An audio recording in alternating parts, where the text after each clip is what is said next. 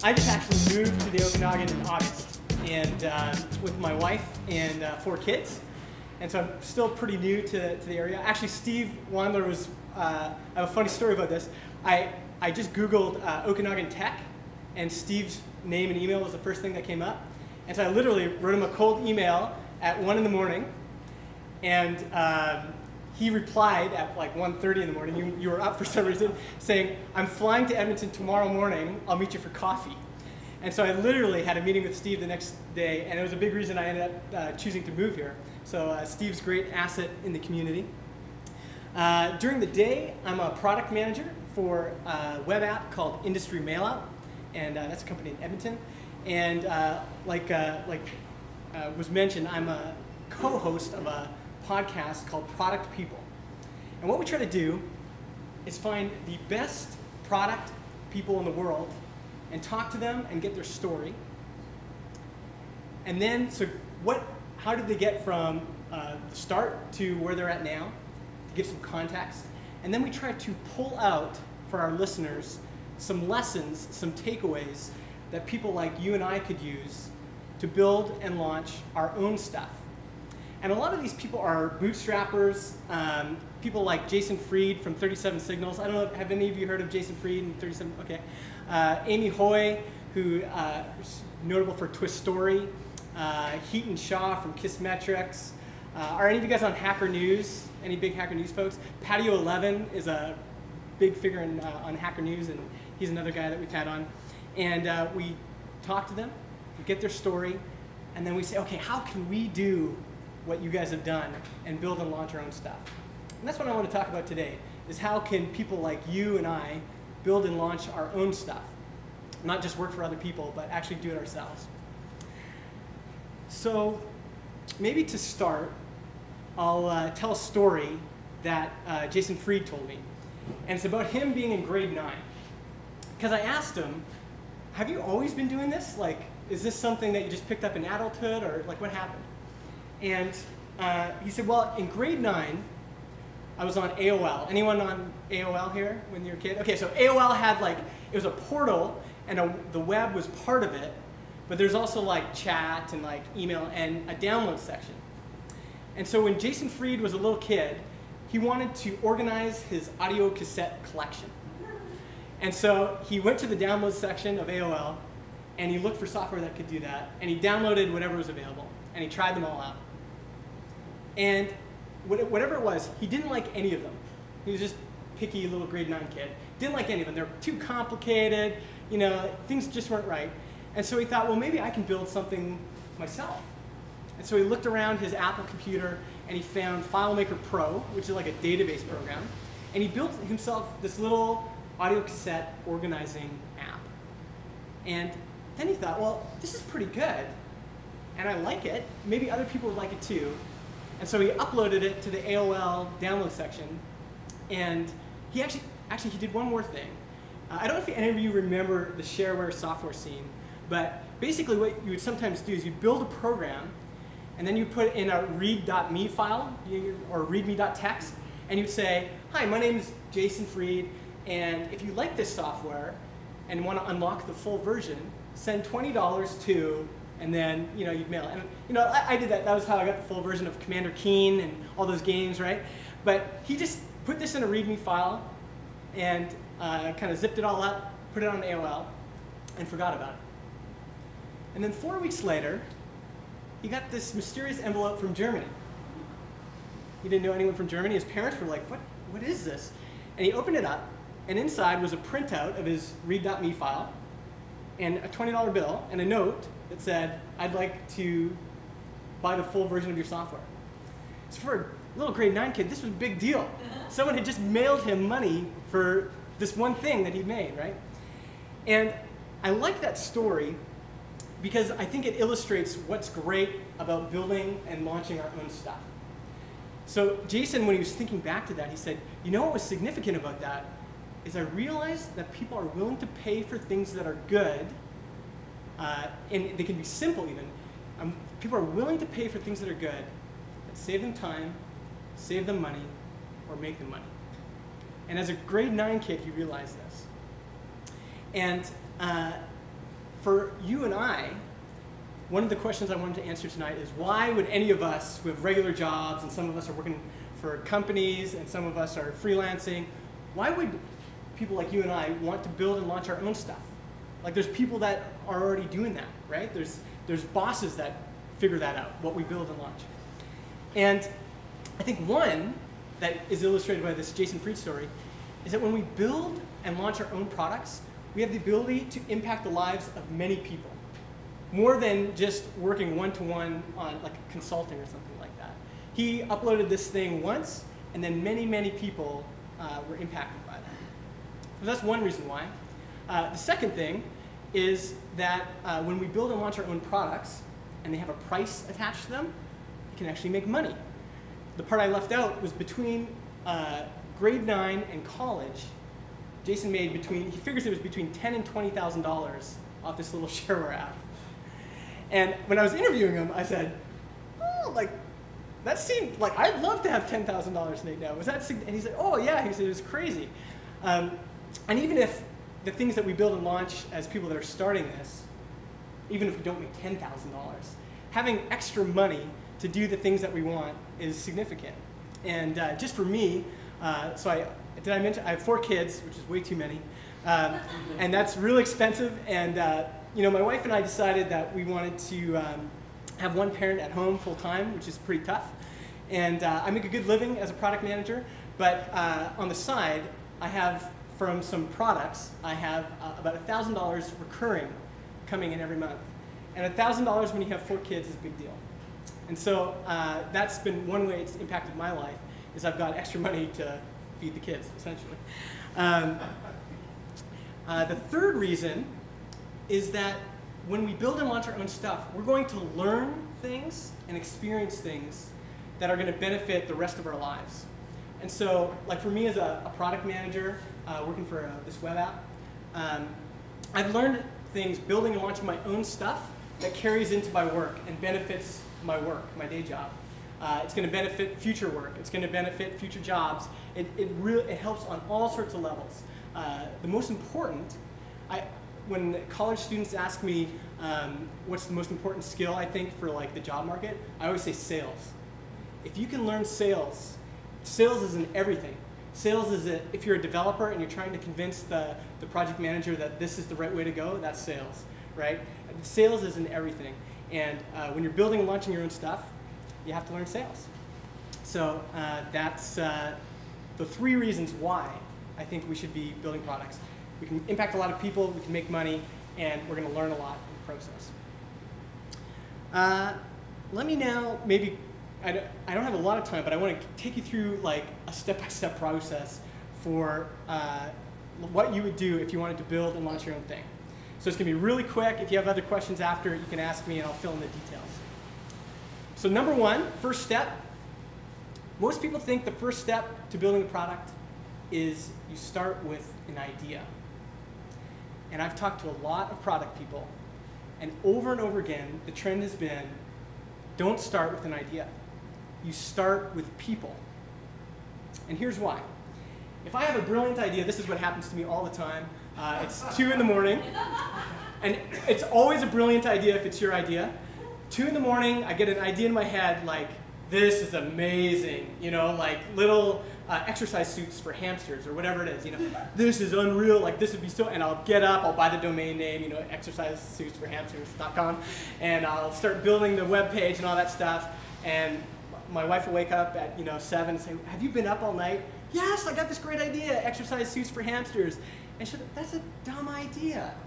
And sometimes when the idea originates with us, it's like a market that only we could appreciate. But when you start with people, and you listen to what they're talking about, and what you're looking for is you're looking for pain. So in a coffee shop, I do this all the time. I'll be just like listening to conversations around. What is frustrating to people? What is something that everyone keeps bringing up over and over again? What are the things that they hate whenever they have to use a computer or have to use software? What are the things that come up over and over again? And that's what you're looking for. You want to start with people. That's step number 1. And step number 2 is you want to listen. Listen and observe. What are they talking about? And you can do this online too. You can go to online forums. You can see what are people like talking about on Twitter. Like, what are the things that people say all the time? Like, like I hate this, you know. The best example I could think of this is Steve Jobs.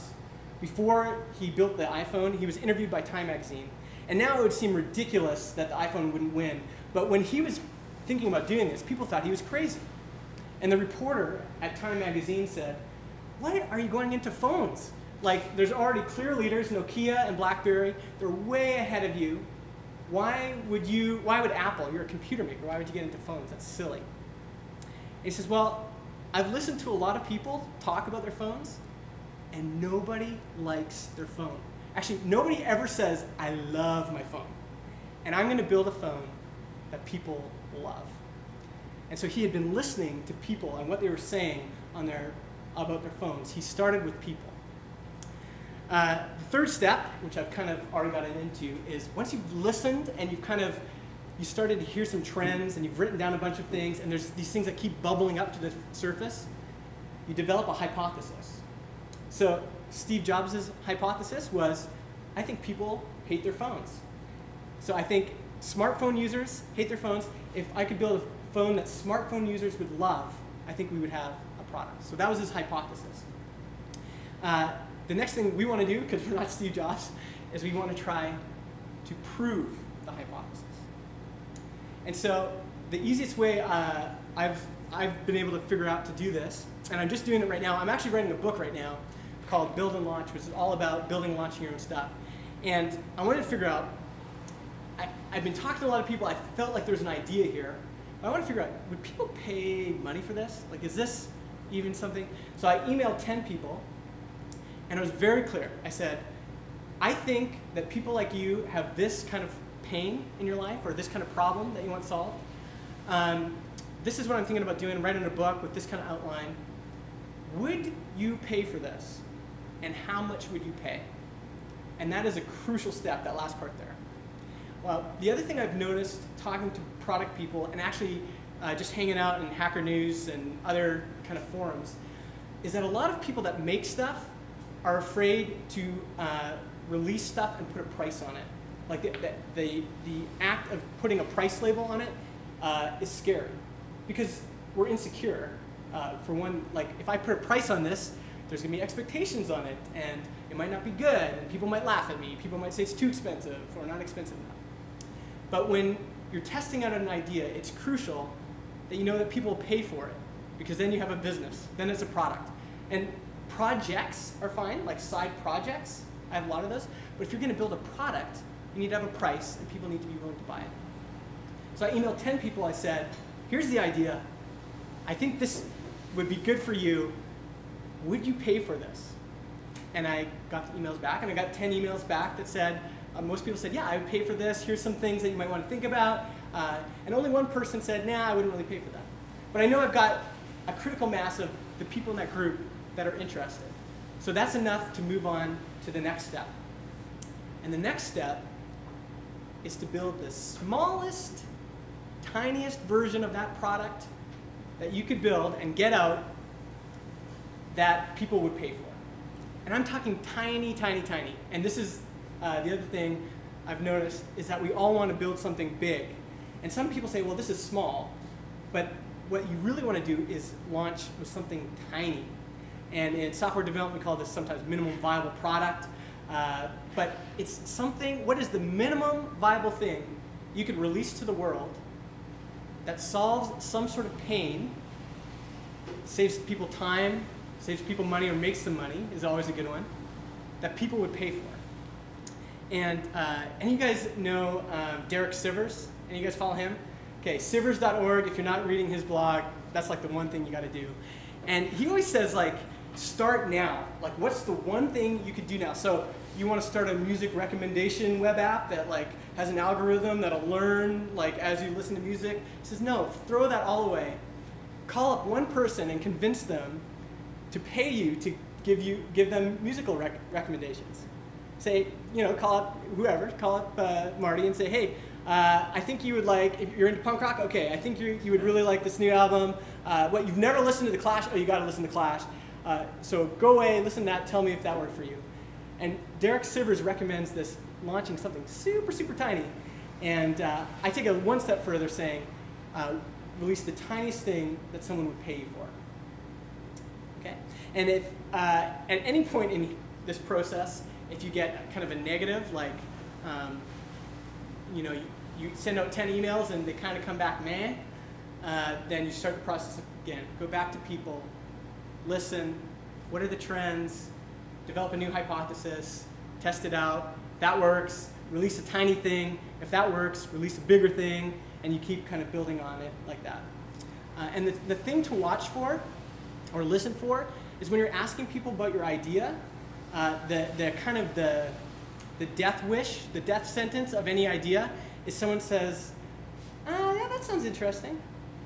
Or yeah, that sounds cool. Those are like death sentences for product ideas. Because, that sounds interesting is not the response you're looking for. What you want is what Patio 11, Patrick McKenzie, you want hair on fire issues that people go, yes, like I've been waiting my whole life for that. Where has that been? And the idea is if your hair was on fire and I came to you and said, hey, do you need a bucket of water? Yes, like I need a bucket of water. Like that's the kind of response you're looking for. Not like, that sounds cool, like that's pretty, you know, those are the ideas you want to avoid. The ideas you want to go after are kind of hair on fire, like, what is it? Let me give you my money, right? Like that's the response you're looking for.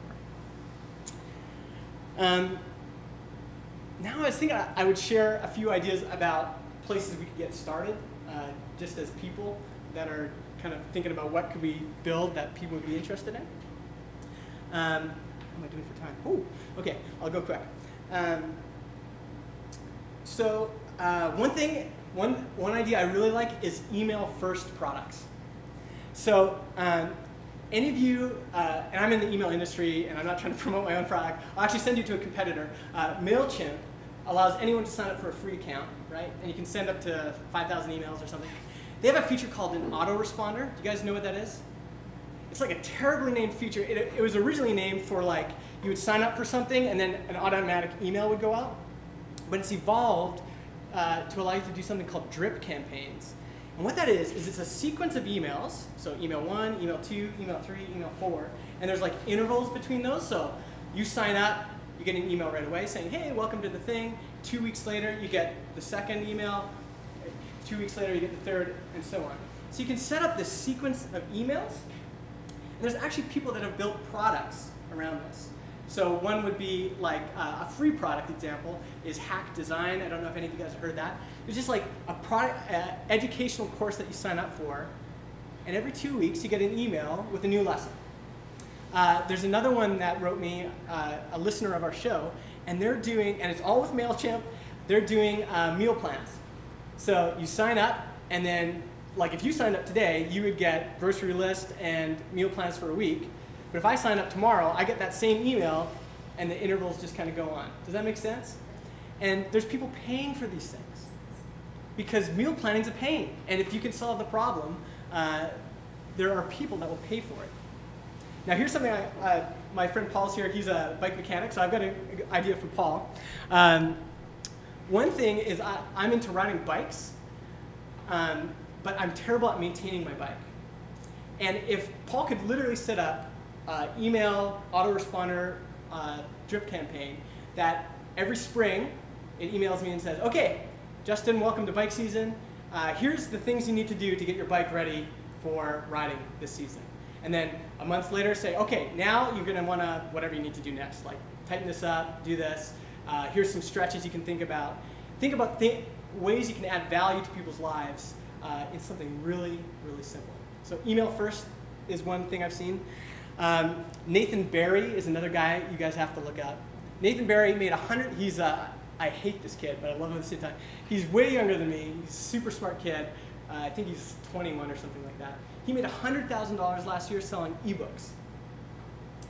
And what he would do is he would sell, his first book was app design, and he had 3 different packages. $39 for just the ebook, and some of you are already thinking, $39 for an ebook? $39 for an ebook. Middle package was $80 for ebook plus videos, and then the deluxe package was $300, I think, for ebook, videos, and his Photoshop files. And that first book, I think he did $24,000 or something like that. And the reason that people bought it is there's offices like mine where we send people to conferences, and it costs us $3,500 every single time we have to send someone to a conference. Plane ticket, hotel, all that stuff. So $300 seems like a deal. And obviously a lot of other people felt that way too. So there was, freelancers that thought that was a good deal. $300 for an education? That's cheap. And there was people with the company credit card that said, $300, like we spend that on lunches in one day, right? And so he sold $100,000 worth of ebooks doing that. Some other ideas, if you're a developer, my friend Jesse Stormer just sold, I have no idea what this book is about. It's about Unix programming processes or something like that. Same thing, he sold an ebook doing that. I know designers that sell their Photoshop files. A lot of the things that we kind of make and that are garbage to our regular process can be turned into products. I'm trying to think if there's any other examples that I wanted to share. Video courses, those kinds of things. Small stuff that you can do right now without needing to, get anything, hire staff or anything. There's these tiny products that you could release right now. And that's what I was going to close with what I'm doing, because Marco bugs me all the time. I'm a hack in a lot of ways. Like I'm not a developer. I'm not a designer. I'm a marketer. So what could a marketer do? Over the years, I've built websites on the side for people. Has anyone ever done that? Built a website for a friend on the side? And so what most web developers don't like doing is hosting, because hosting's a pain, and it's usually quite cheap. It's like $5 a month will usually get you web hosting. I sell web hosting for $50 a month. And the way I've done that is I've listened to business owners, and I figured out what their pain is. What keeps them up at night? Backups, security, updates, and knowing that if they needed to call somebody, they could. And so I have software that I just run on it's automatic, that automatically backs up all their stuff, that automatically does security updates, that automatically detects vulnerabilities. So if in the WordPress community there's a plugin that someone figures out is bad, it'll automatically disable that. And they can get up to 30 minutes of customer support a month.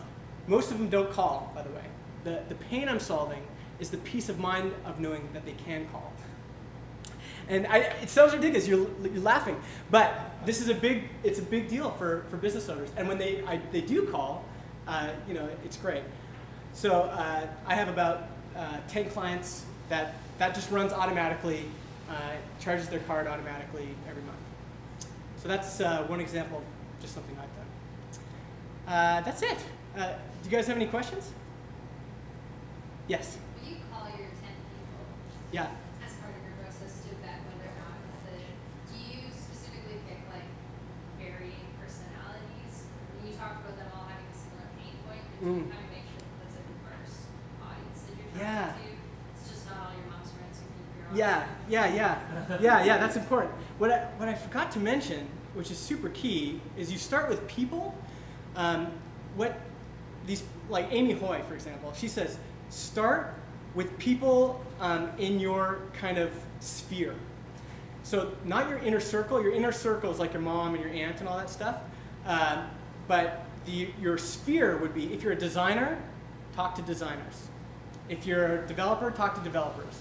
If that would be your initial kind of target. And so, like when I sent that email to 10 people, it was to product people. People that want to build and launch their own stuff. And so it's a fairly niche group. And preferably, it's like people that aren't in my immediate sphere, so not my friends and things like that. I want like total unbiased opinions. And they came back with unbiased. Like they said, I'm going to tell you, like this is completely, I'll tell you the truth, and this is what I think. And so yeah, that's what I did. Any other questions? I've got one for you. Yeah. So one thing you talked about too, sort of kind of related, talking about selling product. Cool. Well, thanks, guys. Thanks for your time.